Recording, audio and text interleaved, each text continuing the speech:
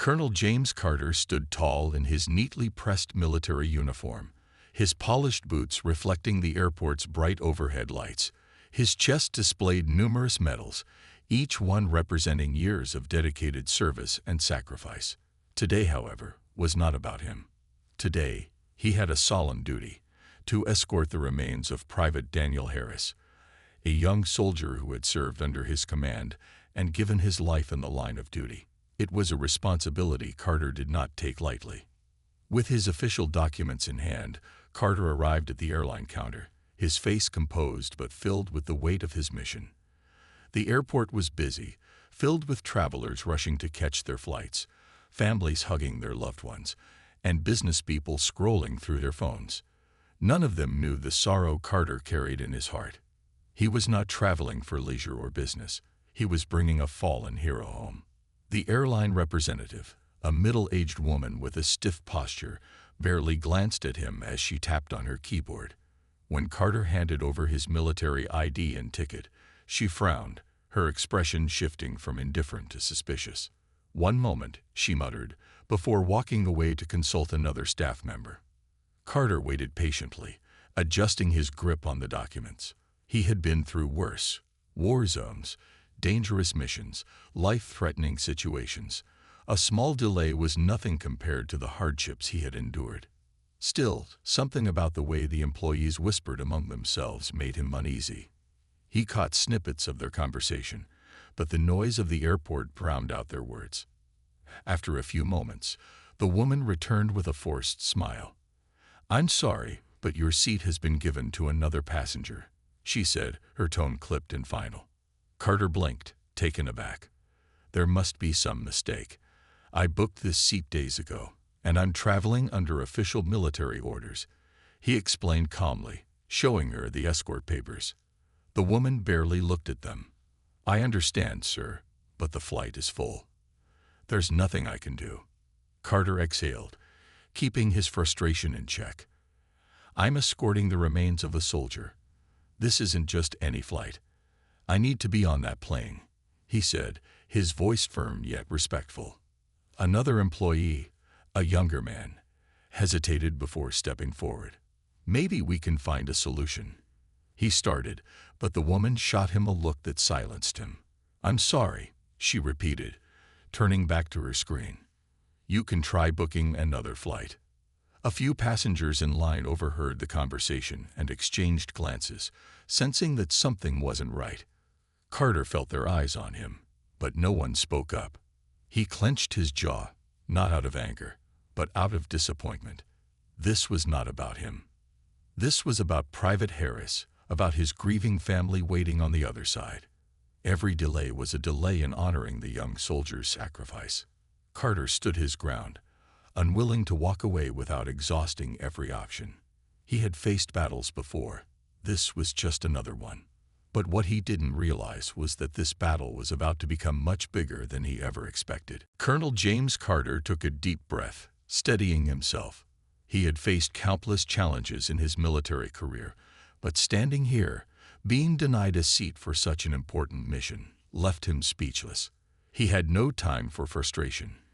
He needed to find a solution. He placed his escort papers firmly on the counter, hoping the airline representative would take a closer look. "Miss, please check again. I am on official military duty. I am escorting a fallen soldier home to his family. This is not a regular flight for me," Carter explained in a calm but firm voice.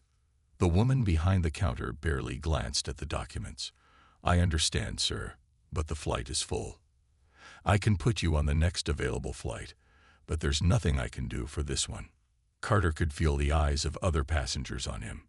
Some seemed curious, others uncomfortable, as if they wanted to say something but chose to stay silent. He didn't expect special treatment, but he did expect respect for the duty he was carrying out.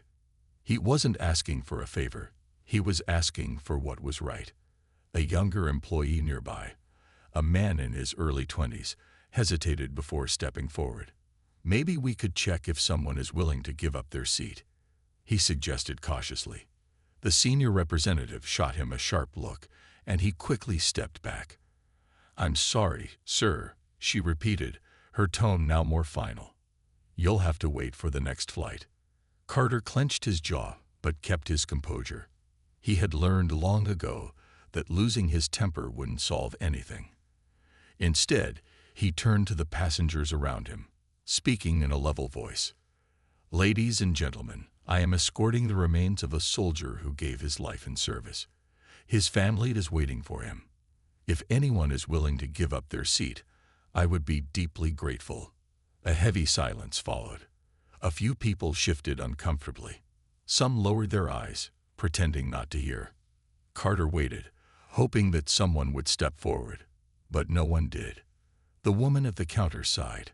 "Sir, please don't disturb other passengers." Carter turned back to her, his patience thinning. "This isn't about me. This is about honoring a soldier who can't speak for himself anymore." The woman simply shook her head. "I understand, but my hands are tied." Carter took a slow breath. He was running out of options, and time was slipping away. He glanced at his watch. The flight was set to leave in less than 20 minutes.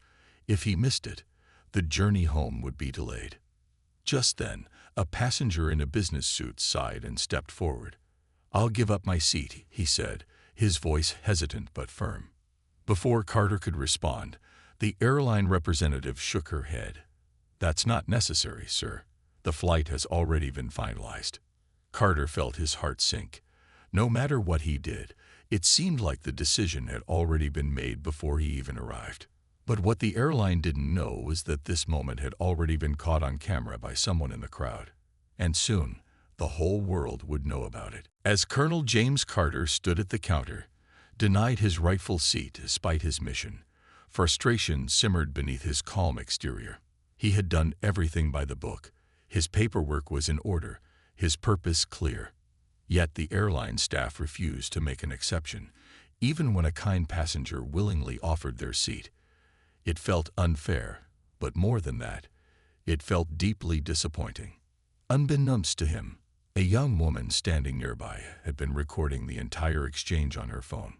She had been waiting in line when she overheard the conversation, and something about the way the situation unfolded didn't sit right with her. A decorated officer, escorting a fallen soldier, was being denied a seat. It didn't make sense. With a few taps on her screen, she uploaded the video to social media with a brief caption. "This man is a U.S. Army colonel, escorting a fallen soldier home. He was just denied a seat on his flight. This isn't right." Within minutes, the video began spreading. First, a few people shared it, then a few more, and then it exploded. The story picked up momentum as veterans, active military members, and civilians alike expressed their outrage. How could an officer on such an important mission be treated this way? Meanwhile, Carter still stood at the counter, trying to reason with the airline staff. The flight was now boarding, and he knew arguing further wouldn't change anything. He turned to the businessman who had offered his seat and gave him a respectful nod. "I appreciate your kindness," he said, his voice steady. "But it looks like they've already made their decision." The businessman frowned. "This isn't right. I fly all the time, and I've seen people get accommodations for far less serious reasons. Why can't they do the same for you?" The airline representative cleared her throat. "Sir, please proceed to your boarding gate if you still wish to take your flight."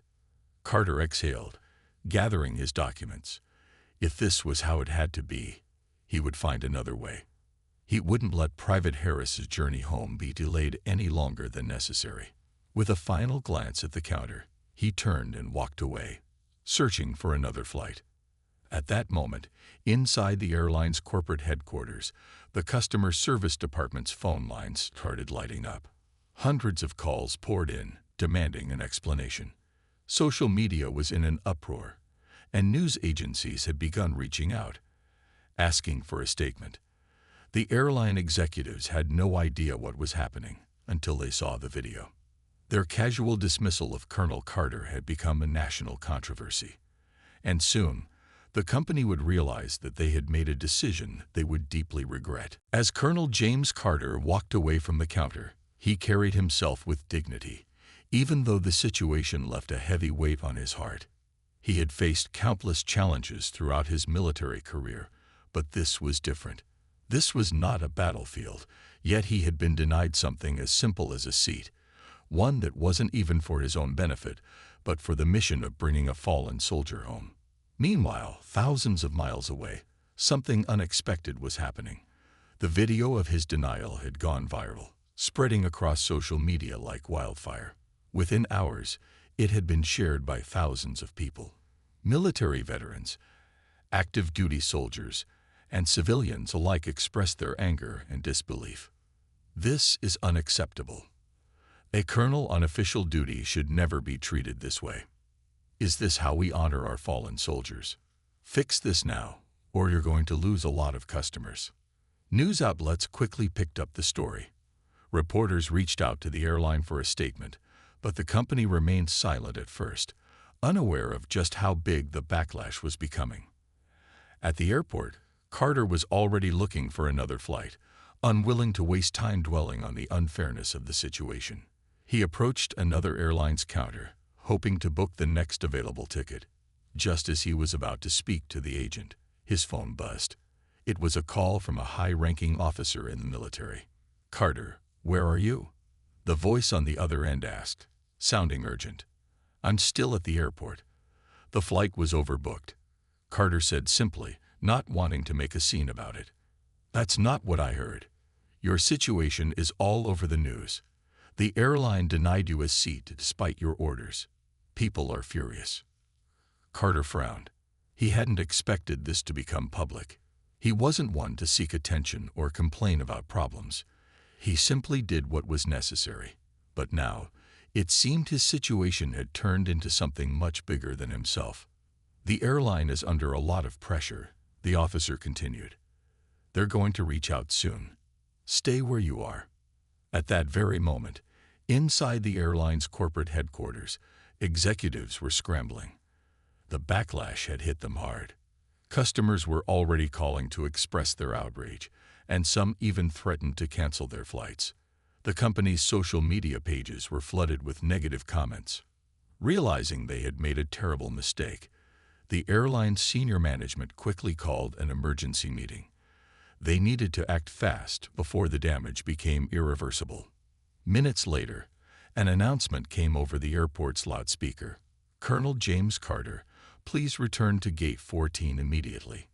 Carter turned, surprised. He wasn't expecting anything to change, but as he made his way back to the gate, he could see that things were different now. The same airline representative who had dismissed him earlier now looked pale and nervous, her hands clasped in front of her. Standing beside her was a higher-ranking airline official, waiting with an apologetic expression. The airline had finally realized their mistake, but whether it was enough to fix the situation remained to be seen. Colonel James Carter walked back to Gate 14, his posture straight, his expression unreadable. He had spent years in the military, where discipline and composure were essential, and now, more than ever, he needed to remain calm. He had not asked for attention, yet his situation had become a national conversation. As he approached the counter, he noticed a sudden shift in attitude. The airline staff, who had previously been dismissive, now looked tense. The woman who had denied him a seat earlier stood stiffly, her hands folded in front of her. Next to her was a senior airline official, a man in a neatly pressed suit, wearing an expression of forced politeness. "Colonel Carter," the man greeted, offering a handshake. "I'd like to personally apologize for the inconvenience you faced earlier. There was a misunderstanding, and we deeply regret any trouble it may have caused." Carter glanced at the outstretched hand, but did not immediately take it. He was not a man driven by pride, but he was also not someone who accepted empty words without action. "The flight was full," Carter said evenly. "That's what I was told. Has something changed?" The official cleared his throat, shifting uncomfortably. "Yes, sir. We have arranged a first-class seat for you on this flight. You'll be boarding immediately, at no extra cost, of course." The sudden change in tone was obvious, and Carter knew exactly why. This wasn't about respect. It was about damage control. The airline was not fixing the situation because it was the right thing to do. They were fixing it because they had no choice. The public was watching. Nearby, passengers who had witnessed the earlier exchange now murmured among themselves. Some looked relieved that Carter was finally getting his seat. Others seemed unimpressed by the airline's late attempt to correct its mistake. Carter turned toward the airline official, his voice steady. "I appreciate the offer, but this isn't about me. It's about Private Harris. This journey is about honoring his sacrifice.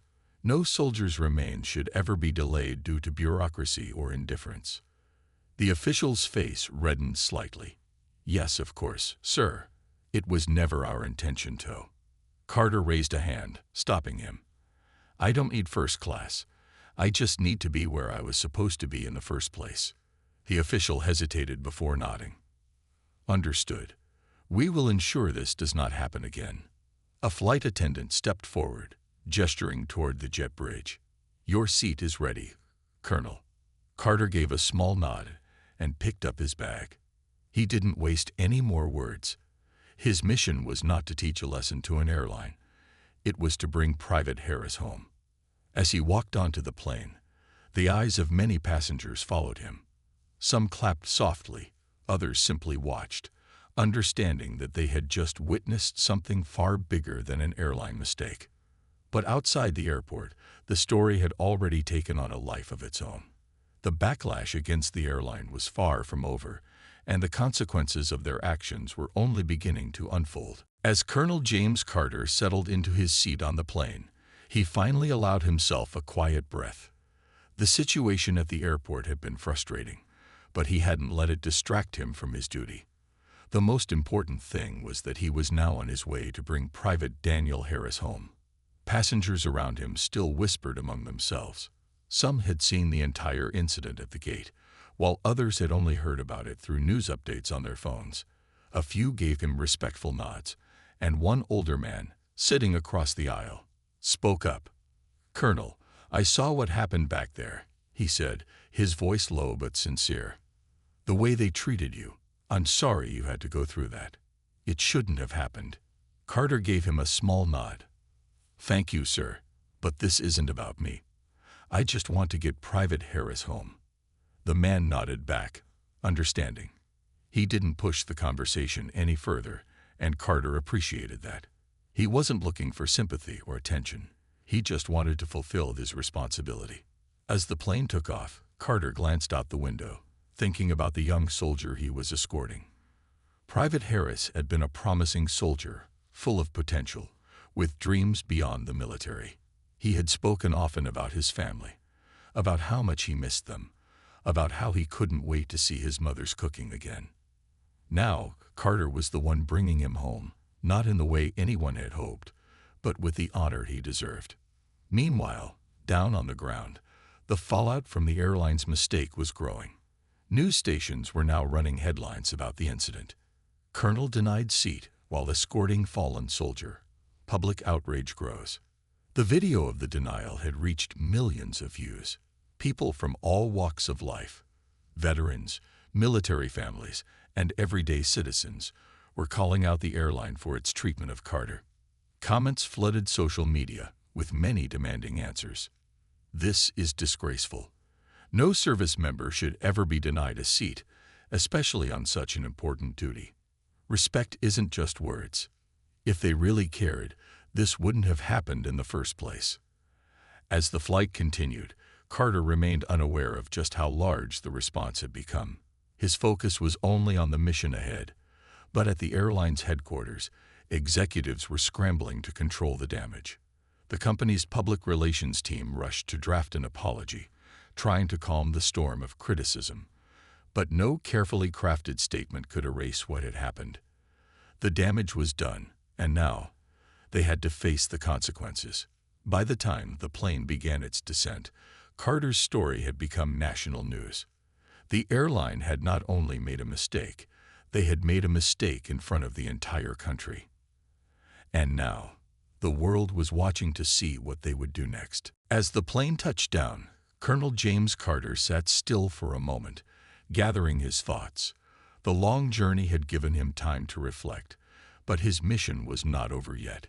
He had one final duty to fulfill: delivering Private Daniel Harris home to his grieving family. That was all that mattered. The other passengers remained quiet as they deboarded.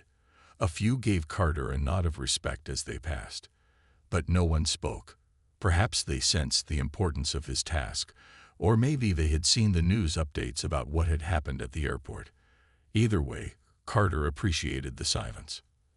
As he stepped off the plane, he was met by a military officer who had been waiting for him. "Colonel Carter," the officer greeted, saluting him. "We've arranged transportation to take you to the Harris family home. The honor guard is already in place." Carter returned the salute. "Thank you, Lieutenant. Let's proceed." The journey to the small town where Private Harris had grown up was solemn.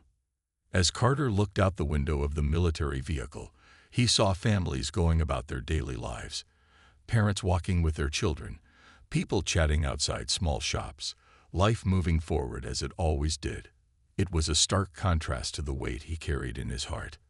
When they arrived at the Harris home, a crowd had already gathered outside.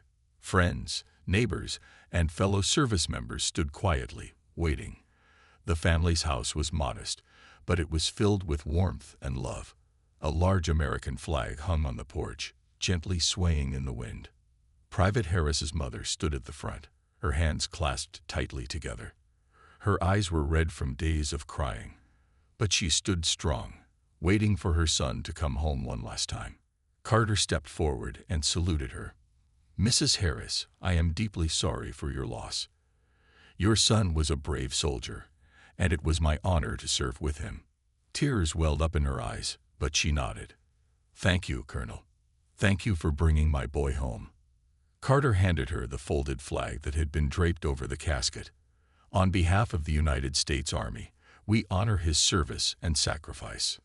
Mrs. Harris took the flag with trembling hands, pressing it to her chest. The weight of her loss was immeasurable, but she held on to the flag as if holding on to a piece of her son. The crowd stood in silence as the honor guard performed their duties, a final tribute to a fallen soldier. Some wiped away tears, others simply bowed their heads in respect. Carter stood at attention, his heart heavy, but his mission fulfilled. He had seen many losses in his time, but each one left a mark. As the ceremony concluded, he stepped aside, allowing the family their moment of grief and remembrance. Meanwhile, far from this quiet town, the airline was still dealing with the aftermath of their mistake.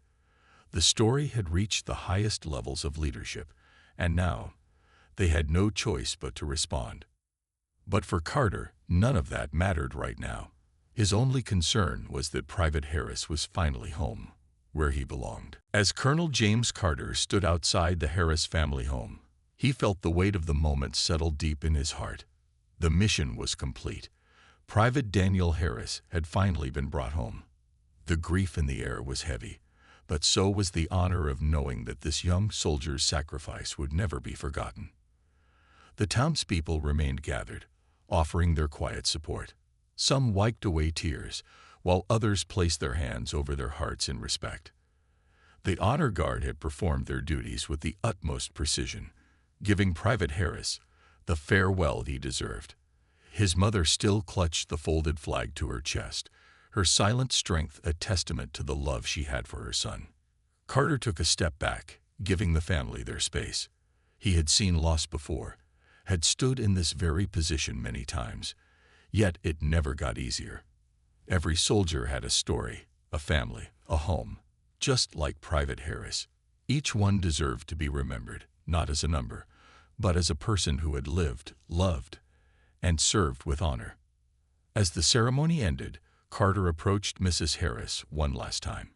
"If there's anything you need, anything at all, please don't hesitate to reach out," he said sincerely. She looked up at him, her eyes filled with sorrow, but also gratitude. "You brought my son home. That means everything. Thank you." Carter gave her a solemn nod before stepping away. His work here was done. Meanwhile, hundreds of miles away, the airline's mistake had turned into a full-blown controversy. News stations ran the story repeatedly, analyzing how a decorated military officer on official duty had been denied a flight. The backlash was growing, and the company had no choice but to respond. The airline's CEO held a press conference, reading from a prepared statement. "We deeply regret the incident involving Colonel James Carter. It was never our intention to cause any inconvenience or disrespect. We sincerely apologize to Colonel Carter, his family, and the military community." But for many, the apology felt hollow. It had taken a public outcry for them to act. People demanded real change, not just words. In response, the airline announced new policies to ensure that no military personnel on an official escort mission would ever be denied a seat again. They pledged to retrain their staff, improve their booking process, and donate to veteran support organizations. Carter, however, remained indifferent to the corporate damage control. He had never wanted attention or an apology. His only focus had been his duty, to bring Private Harris home. Everything else was just noise. As he boarded his return flight, this time without issue, he looked out the window, reflecting on the past few days. The world had seen the mistake made against him, but he hoped that beyond the controversy, people would remember the real story, the sacrifice of a young soldier, and the importance of honoring those who served.